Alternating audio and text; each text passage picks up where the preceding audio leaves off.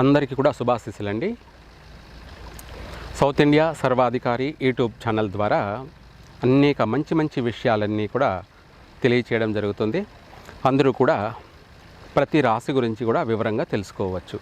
అలాగే మనకు శ్రీ శాలివాహన శకం, శ్రీ విశ్వావసునామ సంవత్సరం, మార్గశిర మాసం అనగా ఇంగ్లీష్ ప్రకారంగా డిసెంబర్ నెల ధనుస్సు రాశి వారికి, ఈ రాశి వారికి ఈ మాసంలో ఎలా ఉండబోతుంది?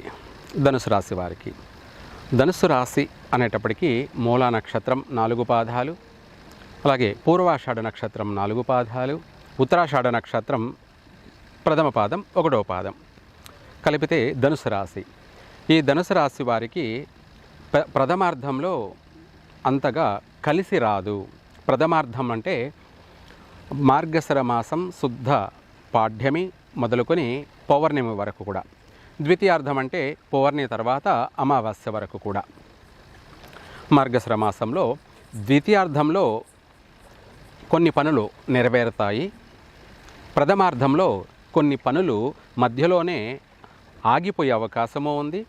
అంటే తలపెట్టిన పనులు చాలా వరకు కూడా మధ్యలోనే నిలిచిపోయే అవకాశాలే అధికంగా ఉన్నాయి. ఈ యొక్క మిథున రాశి వారికి ఆరోగ్యపరమైనటువంటి విషయాలలో కూడా చాలా జాగ్రత్తగా ఉండాలి. అలాగే వీళ్ళకు చర్మ వ్యాధులు అధికంగా బాధించే అవకాశము ఉంది.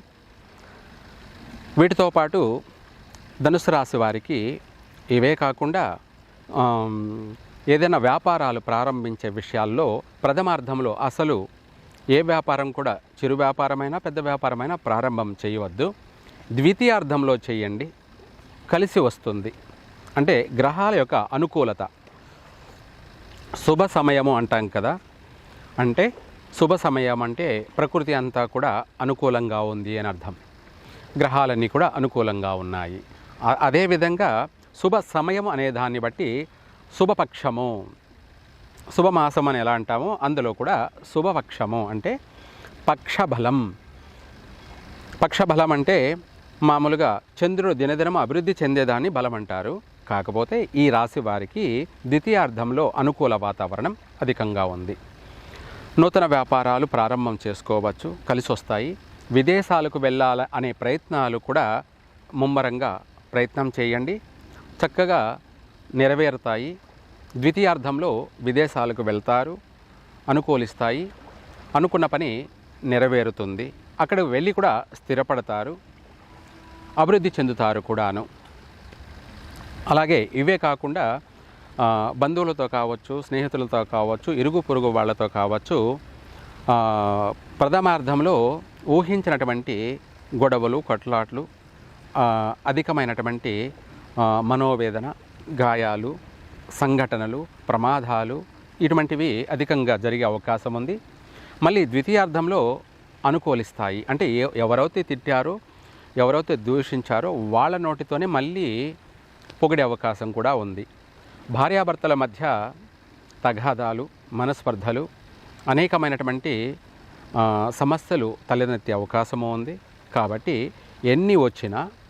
ఎన్ని సమస్యలు వచ్చినా భార్యాభర్తల మధ్య అవగాహన కలగడం కోసం, భార్యాభర్తల మధ్య మనస్పర్ధలు, పొరపచ్చులు తొలగిపోయి ఒకరి పట్ల ఒకరికి ప్రేమ, అభిమానం బలపడడం కోసం ఇవి ఏమిటంటే, మనం వివాహం చేసుకునేటప్పుడు ఎంత ప్రేమిస్తామో పోయే వరకు కూడా అంతే ప్రేమించాలి ఒకరి పట్ల ఒకరు.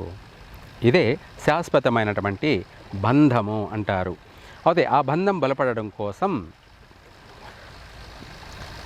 శుక్రవారం రోజు, శుక్రవారము ఒక బొబ్బర్లు అంటారు, లేదంటే అలసందలు అంటారు. వీటిని ఉడకబెట్టి అలాగే కాస్త బెల్లం కలిపి పూర్ణం చేసి ఆ పూర్ణాన్ని ఆవుకు తినిపించండి శుక్రవారం.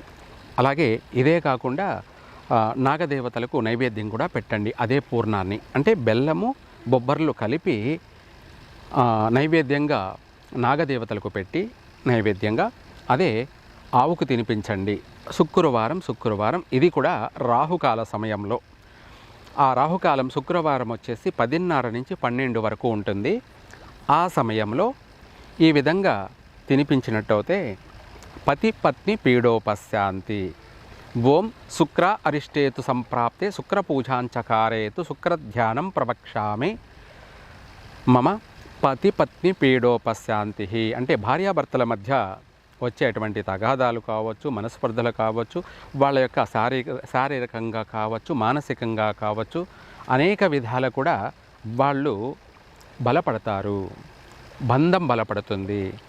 చక్కగా బయట నుంచి వచ్చే సమస్యలన్నింటినీ కూడా తిప్పి కొట్టగలుగుతారు. వీళ్ళిద్దరూ మాత్రం చక్కగా ఉంటారు. అందుకోసం ఈ విధంగా అలసందులు, వాటిని బొబ్బర్లు అంటారు, వాటిని నానబెట్టి కానీ ఉడకబెట్టి బెల్లం కలిపి కాస్త పూర్ణం చేసి ఆ పూర్ణాన్ని నాగదేవతలకి నైవేద్యంగా పెట్టి తర్వాత మిగతాది ఆవుకు తినిపించినట్టయితే, ఈ రాహుకాల సమయంలో ఇలా చేసినట్టయితే చక్కగా వ్యాపార వృద్ధి, భార్యాభర్తల బంధము, సంతాన వృద్ధి, సర్వసౌఖ్యము. అంటే సర్వసౌఖ్యము అంటే సెక్సువల్గా కూడా భార్యాభర్తల మధ్య ఎంతో చెప్పలేని అంత సంతృప్తినిస్తుంది, మనశ్శాంతిని, ప్రశాంతతను, ఆనందాన్ని కలగచేస్తుంది. ఇది తప్పకుండా చేయాల్సినటువంటి పని. అలా 18 వారాలు చేయండి, తిరుగు లేకుండా కలిసే వస్తుంది. తర్వాత మీరు చెప్పాలి కామెంట్ల రూపంలో మీ యొక్క జీవితం ఎలా ఉంది అన్నది మీరు కామెంట్ రూపంలో తెలియజేయాలి తప్ప వేరొకటి కాదు. తర్వాత మిగతా విషయాలలో కొన్ని విషయాలలో ఆచితూచి ఆలోచించి మీరు నడకలు ప్రారంభం చేయండి.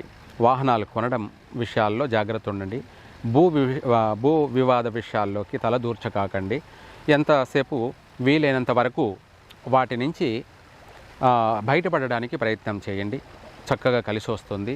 ఏదైనా సరే స్థలాలు, ఇండ్లు కొనేటప్పుడు కొంచెం అనుభవజ్ఞులు అంటే తెలిసిన వాళ్ళని సంప్రదించి కనుక్కొని ఏ పనైనా సరే ప్రయత్నం చేయండి, కలిసి వస్తుంది.